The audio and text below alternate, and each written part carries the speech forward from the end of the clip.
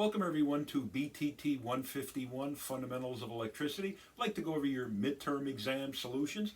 Question 1, matter is any substance that has mass and occupies space. That's true. Question 2, water is a compound, not an element. That's true. Remember H2O, 2 atoms of hydrogen and 1 atom of oxygen. Question 3, electrons located in the outer shell of an atom are called valence electrons. Question 4, conductors are materials that permit electrons to flow through them very easily. Question 5, semiconductors are materials that are neither good conductors nor good insulators. Question 6, the ampere is defined as 1 coulomb per second. Question 7, a complete circuit is often referred to as a closed circuit. And remember, in a complete circuit, we need a voltage source, a continuous path of current flow, and some load. Question number 8.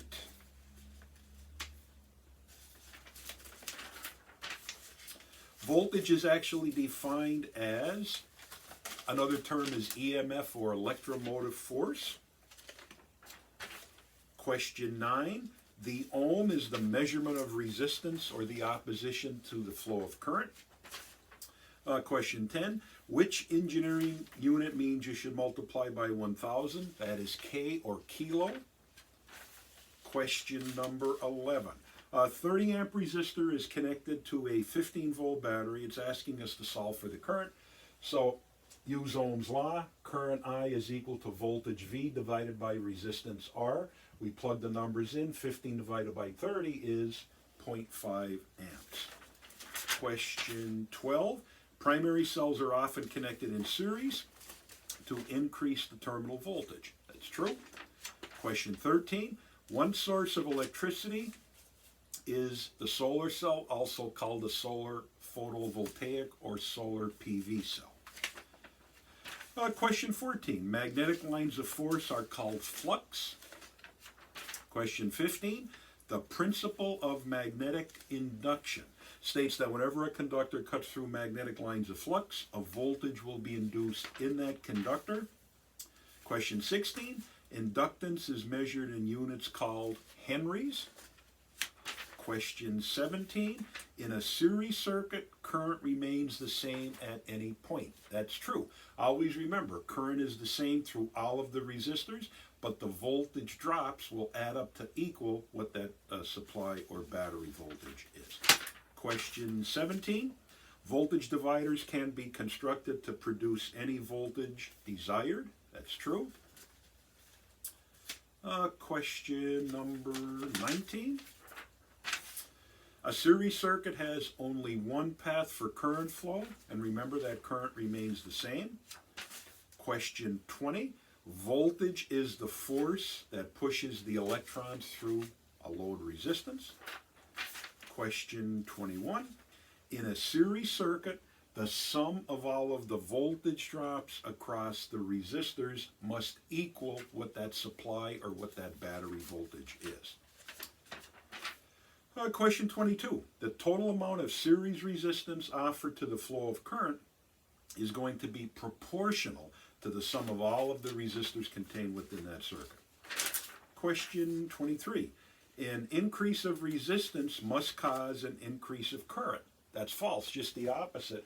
If I go back and look at this expression for Ohm's law, I and R are inversely related, meaning if resistance decreases, current increases. If resistance increases, current decreases. Question 24. Parallel circuits are circuits that have more than one path of current flow. And remember, at the location, we call that a node, that common location or point of connection, multiple paths of current flow, and we call those branch currents. Question 25. In a parallel circuit, the current will add. Remember, each of those branch currents will add up to be equal to the total current. Question 26. The total resistance of a parallel circuit is always less than the resistance value of the smallest resistor in the grouping. Question 27. A parallel circuit has two resistors, R1. What is that equivalent resistance or total resistance? Expression, remember, Req is equal to R1 multiplied by R2 divided by R1 plus R2. Question 28. In a parallel circuit that has two resistors with values of 30 and 60 ohms respectively, what is the total resistance in ohms? So here are our two resistors, R1 and R2, connected in parallel. R equivalent is R1 multiplied by R2 divided by R1 plus R2. Plug the numbers in, and we're going to get an equivalent resistance of 20 ohms.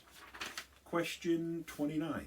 This time we have a series circuit with three resistors, and it's asking us to calculate the total current.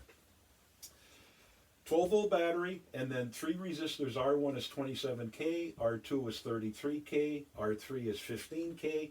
So when I have more than two resistors in parallel, I have to use this expression, 1 over 1 divided by R1 plus 1 divided by R2 plus 1 divided by R3.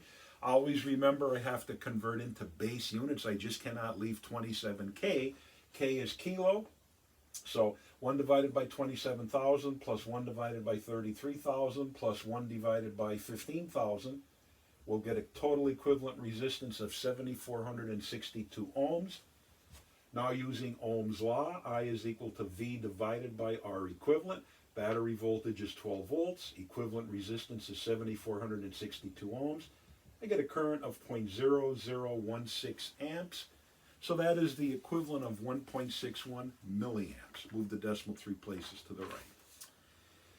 And then the last question, question 30. This time we have a parallel circuit, a battery voltage of 15 volts, and then we have three resistors in parallel, a 900 ohm, an 1800 ohm, and a 1000 ohm. So again, I use the expression 1 divided by 1 over R1 plus 1 over R2 plus 1 over R3. Plug the numbers in, and the equivalent resistance for this circuit will be 375 ohms. Thank you.